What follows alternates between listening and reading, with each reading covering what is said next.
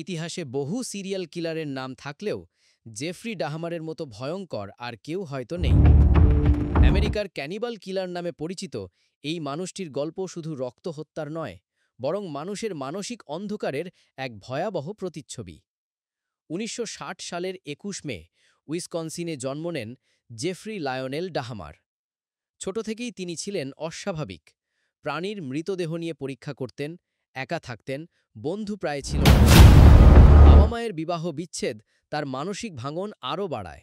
এই নিঃসঙ্গতা থেকেই জন্ম নেয় এক ভয়ঙ্কর চরিত্র।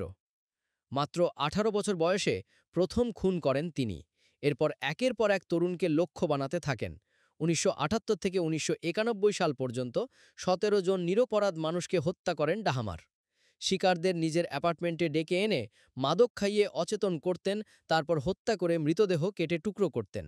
ভয়াবহ ব্যাপার হলো, তিনি দেহের অংশ ফ্রিজে সংরক্ষণ করতেন এবং ক্যানিবালিজম বা নরখাদন করতেন। ডাহমার বিশ্বাস করতেন, এভাবে তিনি তার শিকারদের চিরদিন নিজের কাছে রাখতে পারবেন। মৃতদেহের সঙ্গে অস্বাভাবিক সম্পর্ক তৈরি করা, হাড় সংগ্রহ করা, এসব ছিল তার ভয়ঙ্কর নেশা। ১৯৯১ সালের জুলাই মাসে অবশেষে এক শিকার পালিয়ে গিয়ে পুলিশকে খবর দেয়।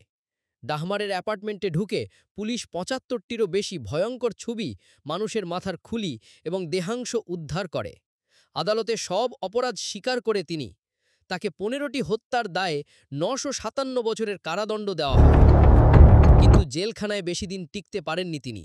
১৯৯৪ সালে সহবন্দীর হাতে নিহত হন জেফ্রি ডাহমার।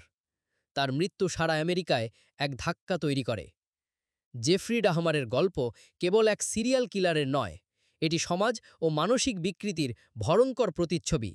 একটি মানুষ কিভাবে ভেতরের অন্ধকারে ডুবে গিয়ে দানবে পরিণত হতে পারে, তার নির্মম প্রমাণ এই কুখ্যাত ক্যানিবাল কিলার।